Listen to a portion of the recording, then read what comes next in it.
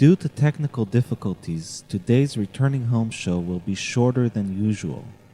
We thank you for your understanding.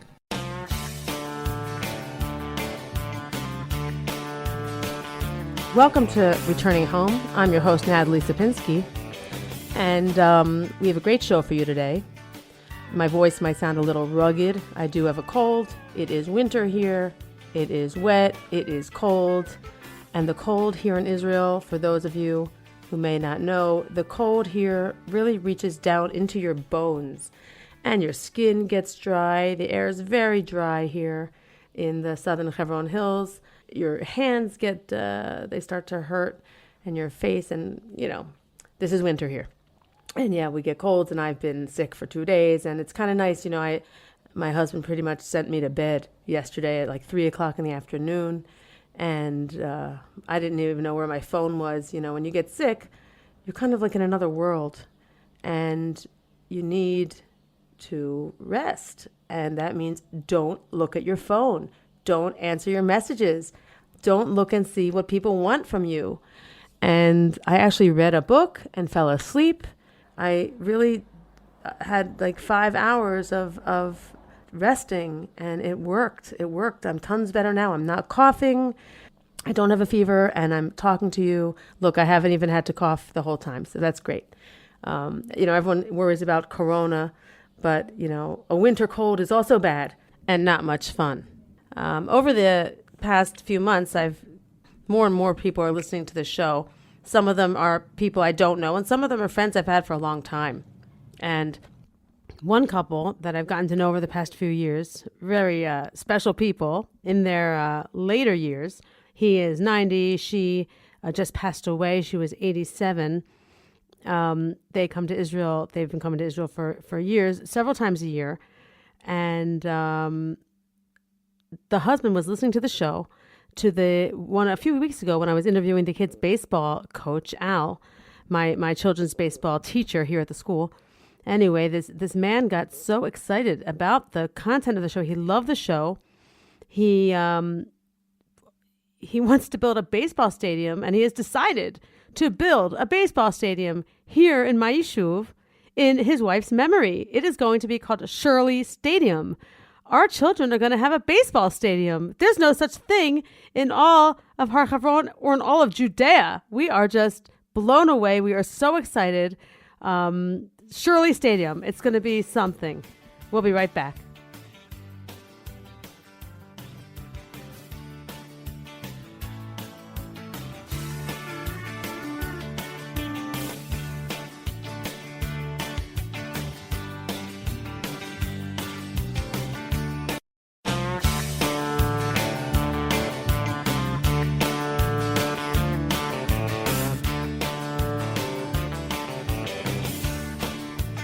Welcome back to Returning Home. I'm your host, Natalie Sapinski, speaking to you from my home in Susia on this cold November winter day. We unfortunately didn't get our guest with us today. Her name is Nechama Stein, a young woman I recently met through this Hebrew class I am taking. I am part of a pilot group of people learning Hebrew. I'm at the advanced level, and they're all different levels. And I actually asked my teacher, do you know anyone who would be interested in coming on the show? Do you know anyone who's made aliyah, who is a native English speaker? And do you know anyone who maybe is even not in Israel yet? And I got responses. He's fantastic, this guy. One of them is a woman I was just telling you about. She lives in Wisconsin. She's 19, comes from a Haredi Jewish family, religious Jewish family. Our parents are newly Baal Tshuva, okay? And she will be making aliyah. She met with the shaliach, the Israeli representative, and she expects an answer between 4 and 6 weeks. So we will be speaking with her on the air live in the next few weeks and see how that process is going. She's a very nice girl, already has 4 siblings here. She'll be joining them, and I think her parents are actually going to follow her. And she told me a very interesting bit of information. She's from Milwaukee, and she said in her community, they are all making aliyah. She said everyone she knows is on a 10-year plan. And their leader, Rabbi Tversky, who is renowned, and I know his brother, a psychologist, is a very famous writer. This rabbi pushes aliyah, and these families are raised to move to Israel. That is what they are all planning to do. So that was very interesting. I didn't know that. So she'll be speaking with us, and we'll talk to her in the coming weeks. Another guest that we had for a short time is Nichoma Ceasar. He is also taking the Hebrew class, and he's in a beginner level. And he lives near me in Tekoa, which is in the eastern side of Gush Etzion, near Nokdim. This is the area that looks out on Herodian, and it's very unique yishuv. It's like on 7 different hills, and it's real spread out and very artistic. And they have a chorale there. They have I think they have a beer festival there every summer. It's a wild place, really, really nice, very popular. The second biggest yishuv in Gush Etzion after Efrat. And he's this American from New York who met his wife online on a dating app, and she was here too, and she's from California, and they met and they fell in love and got married and had a baby. And he's taking this class. He's a gardener. He said actually to me, he's a jack of all trades. He's 35 years old, and his first time in Israel was birthright. Now, I love that because that's what birthright is supposed to do. It's supposed to bring people to Israel, give them a taste, of their birthright of Israel, and inspire and instill a love of Israel into the young Jews of America so that they come back, and he did. And I love that. There's so many who come here for 1 year, 2 years, and leave. And I think, they just look at Israel as a summer camp or a vacation.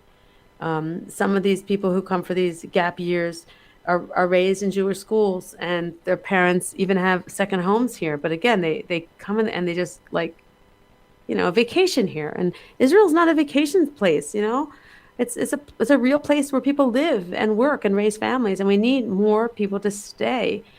If you look at Jerusalem at night, some of these high-rise apartments, there's just no lights on. Why? Because they're empty. People only come for the high holidays. And it's upsetting because we do need more people here. We do need more Americans here. We need to hear more, I want more English here, and I want the customer service to rise here. I was just talking to this guy, and he said the culture here is so different, and you have to get used to it. And there's certain things that you do notice. Okay, there are differences in space. The people here, they don't give you your own space. They're close to you in line. They're close to you in traffic. They're close to you when they speak. They're close to you in the Beit Knesset, in shul. It's not a bad thing. It's a cultural thing. All right. They just don't have that sense of personal space that maybe you have in Western society. Also, their sense of time is different. They're late here for everything, and they don't think anything of it. It's great in a way. You're never going to get in trouble for being late. It's so funny. I used to be the first one at my children's kindergarten meetings. They were called for 7:00 at night, and me and the Dutch lady were always there at 7. That was it. And everyone else, they start coming in around 7:30. And we couldn't believe it. We're like, why are we the only ones here? Well, because we take time seriously, and in Israel, time is just a different sense of time, and it's not necessarily bad. It is just different. It is just different. You need a lot of patience when you move here to learn these things and to just, realize that is the Middle East. It's not personal. Also, bargaining. Everyone here is trying to bargain you, and people try to give you, a high price for low service. And I get upset when people don't do the job right, workmen or whatever, and they don't clean up. I get upset, but I shouldn't, because they just weren't raised with the same kind of work ethic that I had. It's just cultural. There are a lot of great things here about that. For instance, formality, there is none. You can wear jeans to a wedding. You can wear sandals. You can wear jeans and sandals to work. Yeah, Nechoma just told me you could wear jeans to a work interview. It's funny. So there's some good things. I mean, there are a lot of good things. I'm just naming a couple that you notice maybe when you first get off the boat. Um, but one thing that is also noticeable is the weather. I mean, in Israel, it's a small country, and you get everything here. You have like your little Miami in the south, a lot, which you can drive to. I'm 3 hours away. And then you have the Hermon in the north with snow. It's amazing. It's amazing. If you want to be like big, bustling city life, go to Tel Aviv. It's an hour and a half from me. If you want to be in the mountains with goats and sheep and emptiness, then come where I am. You really have it all. It is awesome. And there are beaches, beautiful beaches here. And I grew up on a beautiful beach. I grew up at Bethany Beach, Delaware, gorgeous beach. But here, Tel Aviv, Netanya, Ashkelon, the beaches go on and on. Beautiful. They really are. And the water here is warm. In November, you can go swimming in November. Now, the waves are not like Atlantic Ocean waves, but it's an ocean, they're waves. It's pretty good. Israel's pretty good. And whoever makes the decision to move here, just know, you may not see the end. Everything is a process. The aliyah process is one kind of process. Learning Hebrew, another process. Finding a job, getting yourself settled, building a life. It's something that's not all within our own control. And when you're here, God is very, very close. And he helps us. And we feel it. And there's some things you really can't explain. And I think that's fine. It's okay. We're only human. Can't explain everything. I don't regret being here, and I don't think any of these Olim I speak with regret it either. You only get one life, and I don't want to have regrets. I don't think anybody does. So if this is something you want to do, and you think about it, you dream about it, so, do it. Israel is here waiting. But you only get, a finite amount of time in this world. I was speaking earlier in my introduction about that couple. This man is amazing. He's 90 years old and he keeps going and doing things. He uses WhatsApp. He's at the computer. There are people in their 70s, 60s. They don't know how to use a smartphone. This guy's unbelievable. I love that. I love when people move and do. And whatever they're able to do, they do, and they push themselves. I love that. It's a great characteristic, and I hope I learn and from all these people I meet, and can also emulate some of these things, because we all have weaknesses. I have my lazy times when I don't want to learn something new. But if this 90-year-old man can use WhatsApp, I think I can learn some new apps and some of this technology, which is pretty hard. Our Hebrew class, the guy's like 25 years old, and everything is online. Our assignments are in Google Classroom, and he wants us to use this other app called Quizlet to quiz ourselves, and we have to use Google Docs, and everything's on the computer. And I'm constantly complaining to him, I can't learn this way. I don't learn this way. This isn't the way I am. And he says, Natalie, you have to be able to use these tools. This is the world today. And he's right. He's right. That's true everywhere, and especially in Israel, when everything here is so high tech and everyone here is so savvy. Things here just move. In that way, things here move fast. In other ways, maybe slow, but when it comes to technology, oh yeah, that's fast. Everything here, quick. The health system, the banking system, the schools, the teachers, the kids, everything. Forms, everything. It's very fast. It's very impressive. And it's good, Israel's a leader, and we see it. We see it here, and you kind of take it for granted because you're just surrounded by that type of thing here. But I'm sure if I stepped into another country, a surrounding country, they wouldn't be as quick. I mean, even the trains and the buses here, they don't take money. They only take a card, a magnetic card.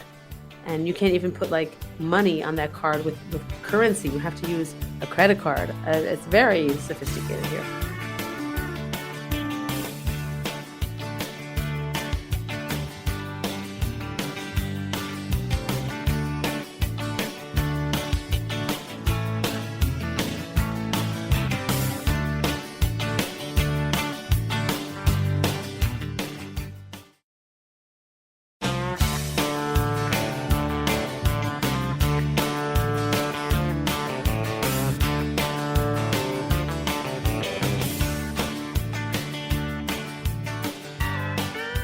Matter what you're doing. If you're working and if you're in a serious situation, you could say, no, I'm done with this. I can't do this. And they'll be like, okay, like it's acceptable, you know?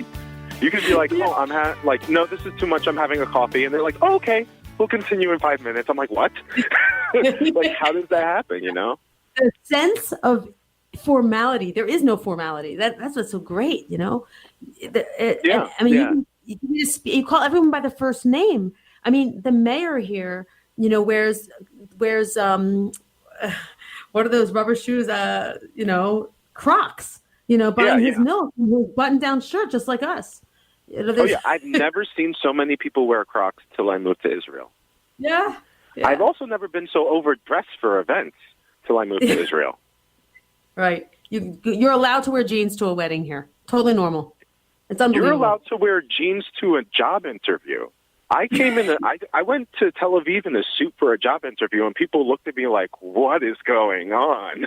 Yeah. My kids saw my the only people that wear suits are like super religious people. That's right. Years ago, my kids saw my dad go to work. We were in the States, and he wore a suit to work. And they said, are you going to shul? He was laughing his head off. He couldn't believe it. He was laughing so hard because they had never seen anybody in a suit at all. You know, they didn't know what I've never worn so many polos in my life till I moved to Israel because it's the only thing I can wear that's casual and formal, and I don't feel weird. You know, it's so great here. I see some of these people in my aliyah groups, right? It's like, I'm getting rid of my clothes. What should I get rid of? And I'm laughing my head off. I'm like, well, you don't need anything, you know, with a high heel, and you don't need anything, you know, with a liner, because it's very casual. You know, I guess depending where you are. More or less. I mean, there are probably some communities where ladies do wear shoes with heels.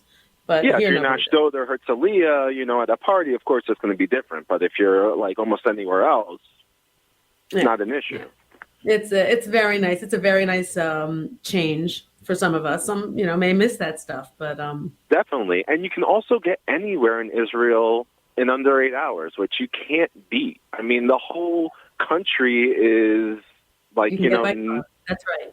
Is smaller than the state. Yeah, you can get to a lot, which is like Miami. You don't have to fly, and it's a 3-hour drive. It's great. Yeah. You can like wake up in a lot and go skiing at night in you know, the top of Israel, which is in the mountains, which is just amazing. Yeah, when people say things, everything's different. It's small. Yeah, you're right. You have the Korea. They say it's the size of New Jersey, but it's a country. It's not a state. So everything you just said, 100%. Yeah.